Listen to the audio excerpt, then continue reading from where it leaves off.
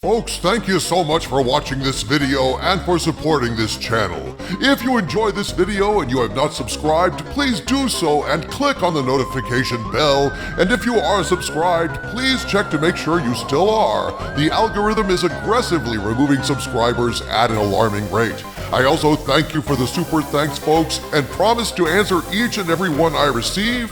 Help us keep fighting to save pop culture because the forces of wokeness are stacked against us. Thanks for watching, and now, on to the video.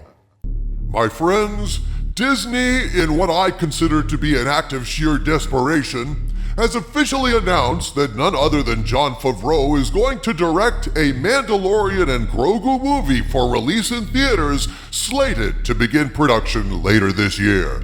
I want to share my opinion about this announcement with you, what it means and whether or not it's going to suck, and its implications for the larger franchise moving forward. But before I do, I want to remind you all of how badly Disney and Lucasfilm have let us down in the past. I want to remind all of you of how Kennedy and Iger have spit in our faces repeatedly. I want to paint a stark picture of Favreau and Filoni's past successes and failures with Star Wars, because past is prologue, and I think it's fair to say that we can make a decently accurate prediction for the Mandalorian movie by examining what they've actually done in the past, for by their deeds shall ye know them. Is there hope for Star Wars now? Or is this just a pathetic ploy by Disney to distract fans from the whole man-hating feminist Rey Movie debacle? Let's go to the tail of the tape, and then I'll give you my rant on this matter. In the beginning, there was George Lucas, and it was good. Then Disney bought Star Wars away from him, and everything went straight to hell. After Kathleen Kennedy and Ruin Johnson all but destroyed Star Wars with the insipid and insulting exercise of cultural vandalism called The Last Jedi, Star Wars fans kept hope alive in their hearts by placing their faith in two men, two saviors who they believed could keep George Lucas's flame alive, Jon Favreau and Dave Filoni.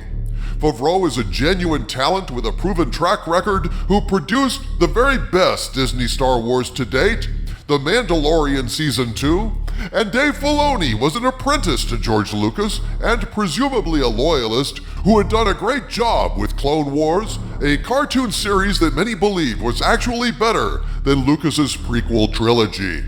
It was these two men who kept me hanging on to the hope that Star Wars might yet be rescued from the clutches of Kathleen Kennedy and her worthless "the Force is female" bullshit. But time after time, I was not only let down by these guys, my hopes were dashed on the rocks of failure over and over and over again. Now, I can't say that my hopes were ever unfounded. Dave Filoni and Jon Favreau jointly crafted a strategy to save the franchise and erase the sequel trilogy using the Veil of the Force, the world between worlds that Filoni created in Star Wars Rebels. The seeds were planted right under Kennedy's nose in Rise of Skywalker, and the mirrors in Palpatine's throne room were windows into the Veil of the Force, where Rey actually saw a darker version of herself at one point. Palpatine had saved himself when Vader threw him down the reactor shaft in Return of the Jedi by entering the world between worlds without a mirror, and he was hideously damaged as a result.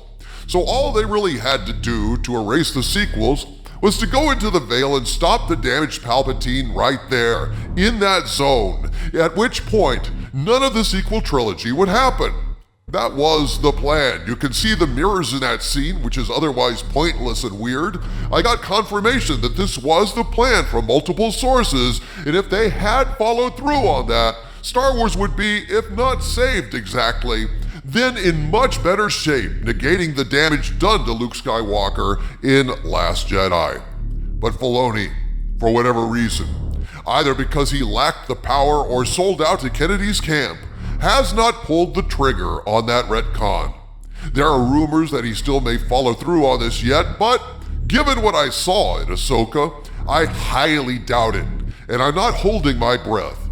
Seems to me, watching the gynocentric Ahsoka like he's completely on board with Kennedy's credo. He put a chick in it, I'm not sure if he made her gay, but he sure did make it lame.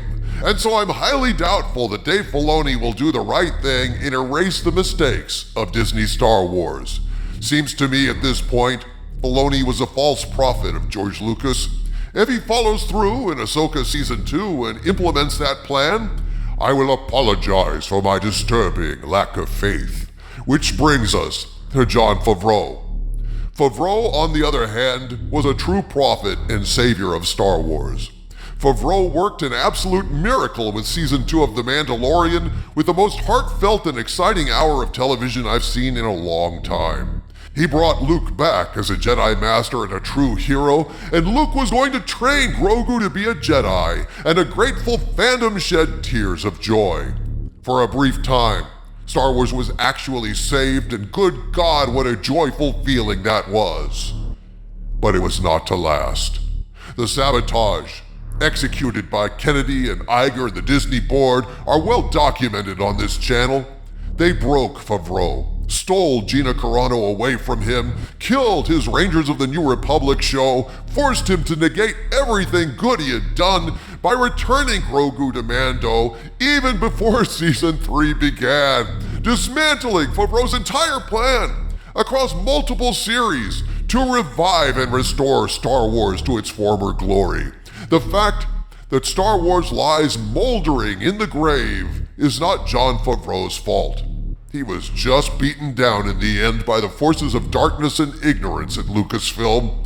Then, Mandalorian Season 3 came out and it was a fucking shit show, with Bo-Katan supplanting Mando as the star of his own show. Hell, they even showed her hanging around with Grogu, basically getting everyone ready for Katie Sackhoff to replace Pedro Pascal as the star of the show in Season 4. The whole Darksaber / struggle to rule Mandalore thing, it was just dropped. Din Djarin just handed the Darksaber over to Bo-Katan. My queen, I don't want it. We've seen this shit before. Favreau even killed his own alter ego character off towards the end, an act I viewed as a coded message to die-hard Star Wars fans. Abandon hope, all ye who view this shit. Star Wars is dead. So, Filoni abandoned his plans to save Star Wars and sold out, either to protect his job or to get his own movie. Favreau tried his damnedest but failed, for the eye of Sauron was everywhere, and now Star Wars is essentially Palpatine in Rusev Soywoker, staggering around like an undead revenant, a zombie franchise gutted of its brains and its balls, and yet it staggers on. Now with a new Jon Favreau-directed Mandalorian and Grogu movie just announced by Disney. Folks, it is my belief that Disney announced this movie simply to change the conversation away from the relentlessly bad reaction to the amazing Wonder Rey movie, the further adventures of the bestest ever, directed by an unqualified feminist documentarian who has never directed a major fictional feature film and likes to make men uncomfortable, Sharmeen Obaid-Chinoy. Oh joy. It's like a fever dream of Kathleen Kennedy, for fuck's sake, and fans are gagging on it as Disney tries to ram it down our throats. So, Disney trots out this announcement that Favreau is making a Mando Grogu movie, because a spoonful of sugar, yep, let's face it, they think makes the medicine go down. My friends, I'm highly skeptical that this movie will succeed. Highly fucking skeptical because of how lousy Season 3 of Mando was. That entire season, Favreau basically seemed like he was phoning it in. He was checked out mentally and spiritually. He was so out of fucks left to give. He completely trashed his Darksaber storyline, killed his own character off, and elevated Bo-Katan to be the star of the show, which is now lying in pieces. So what? We're supposed to be excited for a movie built on a season of rubble? Basically, as I understand it at this point, to get things moving quickly, Favreau is just kind of cannibalizing Mando Season 4 to slap together a script for the movie. Oh boy. Nothing I want to see more than a big screen sequel to a disastrous season that helped make me stop giving a shit about Star Wars.